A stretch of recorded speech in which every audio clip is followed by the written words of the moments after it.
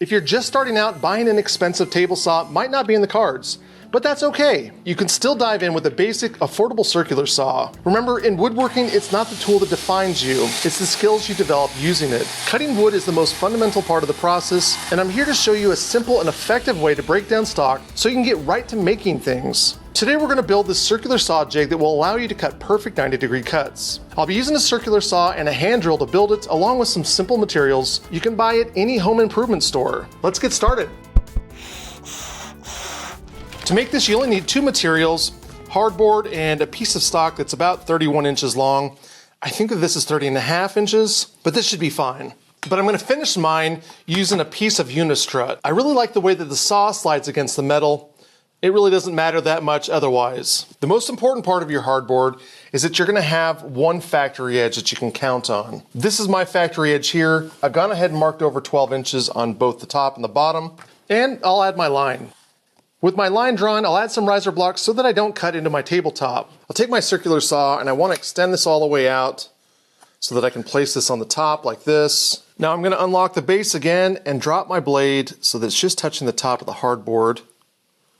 Lock it in place again, and then I'll come to this side and get those teeth right on this side of the line. That looks pretty good right there. I'm just going to come in here now and I'm going to even up both sides. Looks like I'm at 7 inches on this side, so I'll move this side to 7 inches. And really, this doesn't have to be exactly 12 inches altogether. I'll place my stock on here, and I just want to clamp this down now. Pull this back again, and I'm just going to drop it a little bit more so that I can cut through it, and we're ready to cut it. I do trust the factory line more than my cut, so I'm going to just add some marks here to let myself know later on that this is the side that I cut. My factory edge continues like this, so I'm going to go ahead and mark in 12 inches on both sides and draw my line again. Like before, I'm going to set this up so that I can cut this edge again. This is my cut line over here, and both of these sides are my factory edges. With this cut, we need to cut the stock that will fit on the edge. It's important to note that the stock that you use is as flat as it can be. At your local hardware store, you might have to pay a little bit extra to get a straight board. I know in my local hardware store, you can get wood that's plastic wrapped. You'll still want to make sure that it's straight all the way across. Use a level, put it against the floor, something that will allow you to know that you've got a square piece. This will be pushed up against your stock that you plan on cutting, so you really need to make sure that it's as straight as you can get it. Just going to come in here and make a rough mark like that. Now we'll cut this off.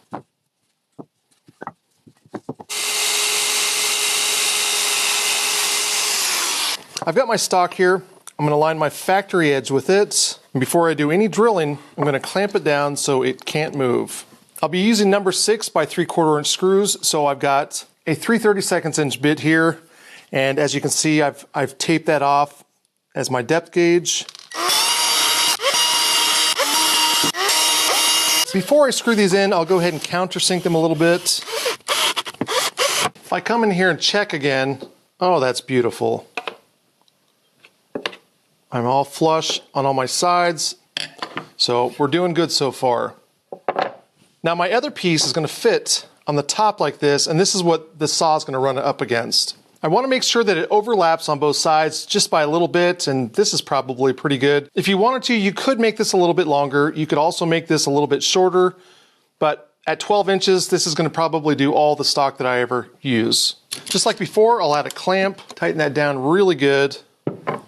I'll come in here again with the square, and this is my factory edge right here. If you don't have a machine square, a carpenter square will work just as good.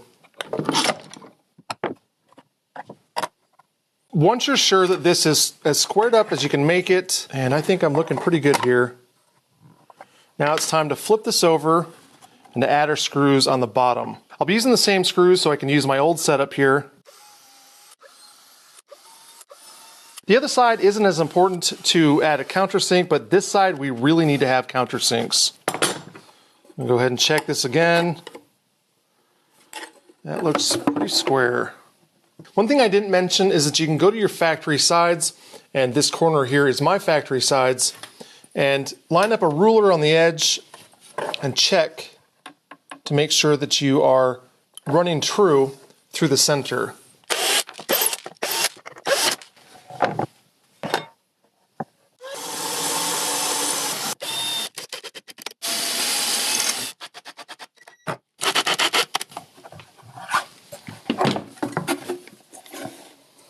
The last thing I need to do is square up each side, which will make it easier for me to later on place this on a mark so I can make my cut. It's very, very important that you make sure that your screws are not going to be too close to the edge and that you're going to cut into them.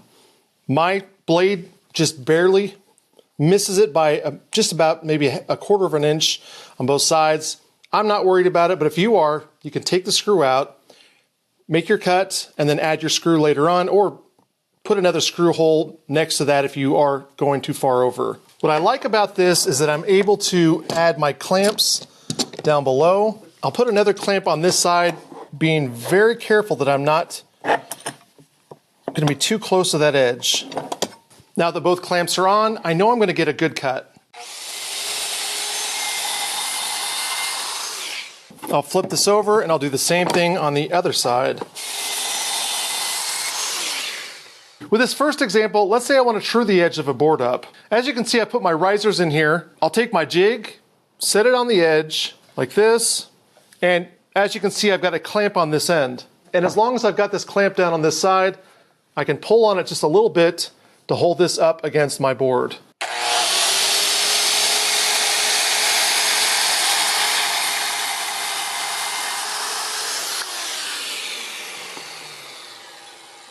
And now I've got a very square edge right here. Instead of clamping on the other side, you can bring this underneath like this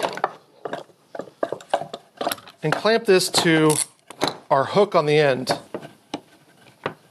Once that's clamped down, I just need to make sure that this isn't going to slide around a whole lot as I use it. You could add a clamp on this side over here if you wanted to. You just have to position your riser blocks so that it's not going to get in the way, and also make sure that you don't cut into the clamp. That worked really well just to clean the edge up, but let's say I want to cut this off somewhere. Let's say I want to make a cut at 12 inches, and then I can either use this side or the other side to line this up. The thing that I like about this is that it's able to do really small things. Like this little piece of stock here would be impossible to cut with a circular saw. But I can bring this in here. Say I want to cut off just a small portion of it, maybe even cut it right there. I can come in here with a clamp, make sure I clamp it down really good. Because this is as wide as it is, we can really get away with some really wide cuts. That's it for this video. You'll probably like something like this. This is a jig that will cut sheet goods down to size. If you like the jig that we've made today, please let me know in the description if this is something that you might make, and please also thank my patrons who make all of this possible. If you'd like to be a patron, I also have a link in the description. Thank you so much, and keep making things.